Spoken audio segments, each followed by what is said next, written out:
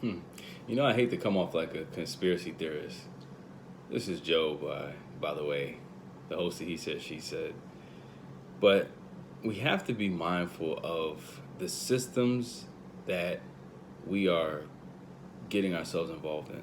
And when I say that, I'm saying that when we first graduated high school, there was a mindset, or at least when I was in high school, it was a mindset of saying that we have to go to school in order to make good money or get a good paying job. But as we went through college, first of all, we got a loan. Some of us got loans to go to college. And as we got the loans to go to college, there was no credit check. There was no to any way to see for us to be able to, or to for us to be determined, or for them to determine how much we can really afford to pay them back.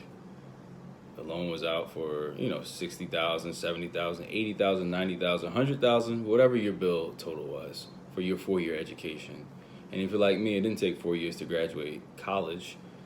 I actually graduated college 11 years after I started. Now, it was breaks in between, there was circumstances there, but that's a different conversation.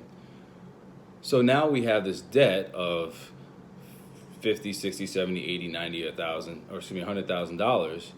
And now we have a job that we got out of college that's less than the amount that we owe. So now we are strapped for cash. Now we're like, hold on, how in the world am I going to be able to pay this off? So now, as I'm unable to pay that off, they assign another number to me now. This number says, this is your credit score. Your credit score begins to be affected. Now, your credit score is a number to assess your ability to borrow more money. So now I've got to get another job. And now once I get another job, now I'm working with people who I feel is beneath the education that I've received. I have a master's degree. I shouldn't be working with people that don't go to college. Do you see how, and I'm not coming against anybody who's went to college. I went to college. I have a master's degree. I have a bachelor's degree as well. That's not what this conversation is about. Do you see how, from that example that I provided, how we can be sucked into a system? There's many different distractions, many different things that people are telling us that we need to be doing. We need to be doing this. Who comes up with this stuff? Who tells us that you have to go to college? Not that you want to go to college, you have to go to college to get a job that makes money. The Bible talks about the root of all evil. The root of all evil. The love of money is the root of all evil. So if we are lusting after something, if we have an abnormal want for something, and that's the root of it, then our whole tree is messed up. The leaves are crinkly. The leaves aren't growing well. It's not going to bear good fruit and we're not going to get good results out of it because the root of it is not right. So it behooves us to check our system. We have to check the system that we're buying into. Is this where I'm supposed to be in the first place?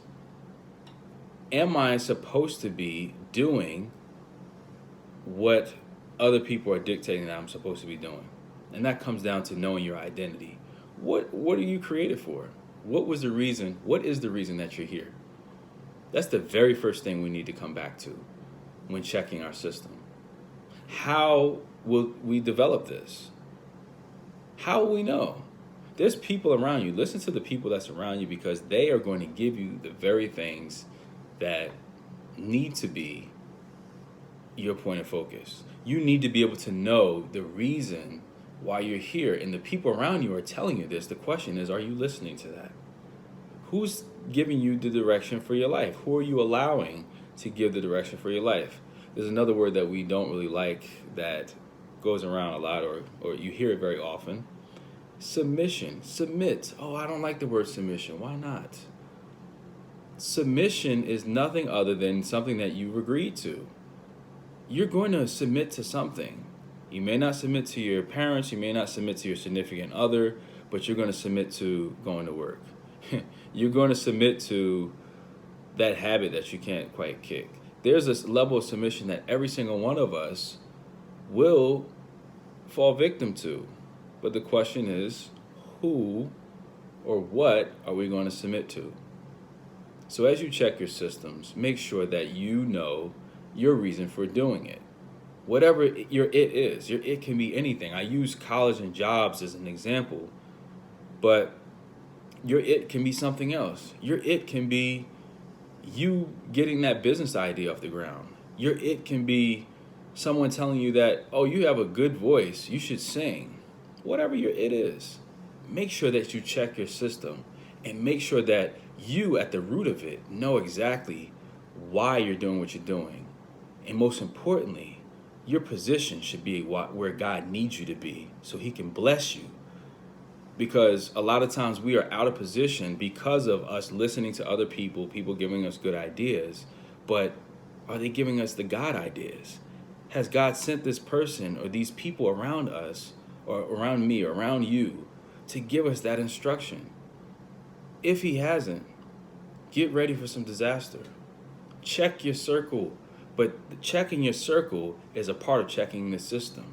The system is a multitude of bodies of things, of things that are around us that work together for his divine purpose. So what is your system indicators telling you? Are they telling you need maintenance, or are you running smoothly? Check your system before a catastrophe happens.